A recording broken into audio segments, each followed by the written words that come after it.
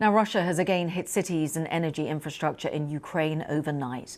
Ukrainian authorities have said that 10 people were killed, 40 were wounded in the attacks, including on a residential building in the western city of Ternopil. Ukraine's energy ministry says power cuts are affecting a number of regions. And this comes as Ukraine's President Volodymyr Zelensky's travelled to Turkey for talks with his counterpart Recep Tayyip Erdogan.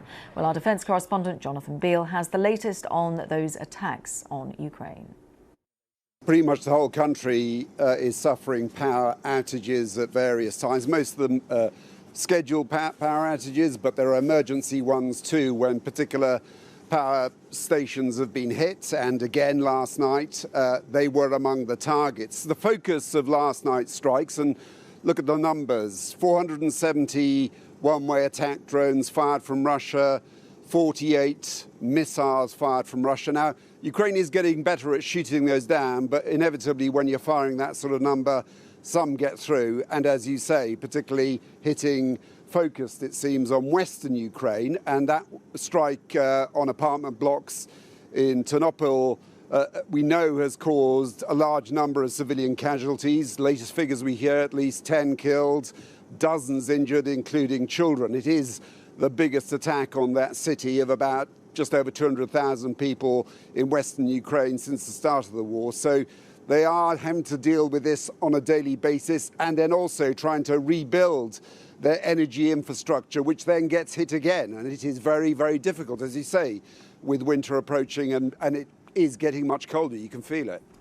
And Jonathan, on that trip of Zelensky's to Turkey, is he hoping that Turkey will take up that role of a negotiator with Russia? What's the aim of this trip? Well, I think when it comes to the so-called peace negotiations, which haven't got very far, it is the US leading that. What I think the significance of Turkey is that President Erdogan is somebody who speaks to Russia. He has friendly relations with President Putin, and he has friendly relations with President Zelensky, and he can be a mediator. So I think more crucially and more immediately, when you're talking about prisoner exchanges, Turkey can help. Turkey, as a matter of interest, has supplied weapons to Ukraine in the past. I don't think it's publicly admitted that, but it has helped Ukraine to some extent. But really, I think the background of what you could call the peace negotiations that haven't gone very far are still being led by the US, and we know that Steve Witkoff, who is President Trump's right-hand man when it comes to talking peace, has led the negotiations in the past, has been in contact with the Russians. There have been further discussions. We don't know the details of what they've discussed. We understand they will be briefed to European leaders too, but really it is not Turkey leading that, it is the US. Our defence correspondent there, Jonathan Beale, joining us from Kyiv. Well, Poland's Foreign Minister Radosław Sikorski says that he's authorised the closing of the last operating Russian consulate in the country in response to the blowing up of a part of a railway line between Warsaw and Lublin. On Tuesday, Prime Minister Donald Tusk said Polish services had identified 2 Ukrainian citizens working for Russian intelligence as suspects in the railway sabotage. Both suspects have already left the country via a border crossing with Belarus.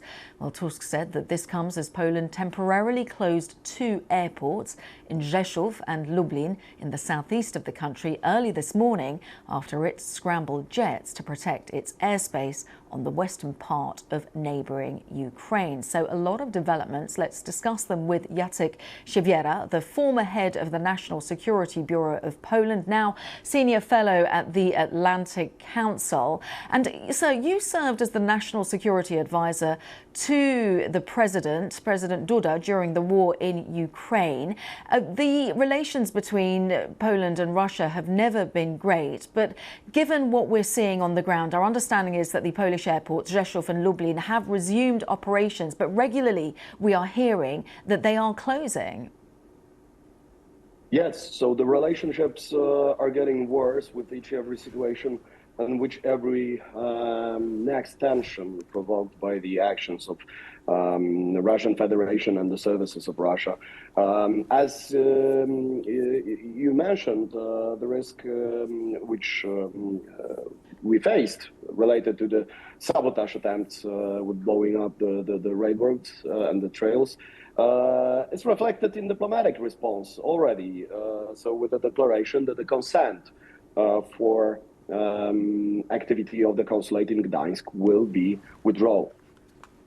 And yes, exactly. And you join us from Gdańsk, where that last operating consulate will close. Russia's said that it's unfortunate. But when it comes to what we saw over the weekend, it dominated, of course, and is still continuing to dominate the news across Poland, that act of sabotage on the railway line between Warsaw and Lublin. It's critical because, of course, that is the route where aid then goes through into Ukraine.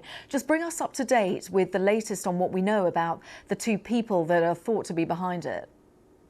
So services collected all the necessary information. We know who they were. We have the SIM cards. We have all the informations about their activity related with logging of the cell phones in the network.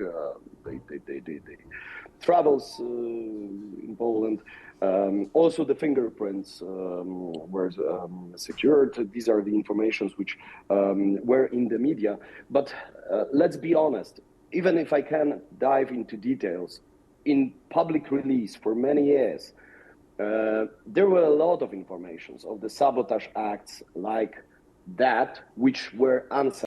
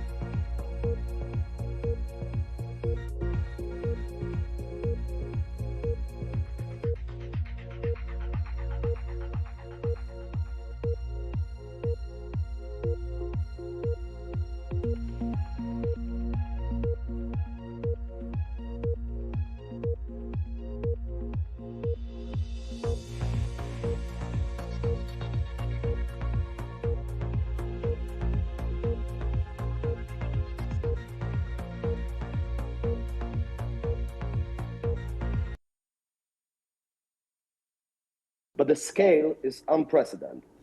And for those who say they find this surprising, because Donald Tusk said that these are two Ukrainian citizens working for Russian intelligence. What do they gain from this? Are they paid? What is the thinking that these people are undertaking these acts of sabotage? So to these days, those sabotages were prepared by unskilled and untrained people recruited via the social networks and paid very poorly. It's not a surprise that recruitment is done among the people who are vulnerable, but they come from the Ukrainian diaspora, sometimes from criminal circles, sometimes without the other choice in their life, just to achieve not only the kinetic effect of imposing a great risk on the civil society in Poland, but also on the logistics to supply Ukraine, and also this specific political and narrative result, impact, which can split and divide Ukrainian and European alliance and suppress Europe from supporting Ukraine in their struggle for freedom. Jacek Siwiera, thank you so much. Former National Security Advisor to the former President Andrzej Duda during the Ukraine war. Thank you very much for joining us.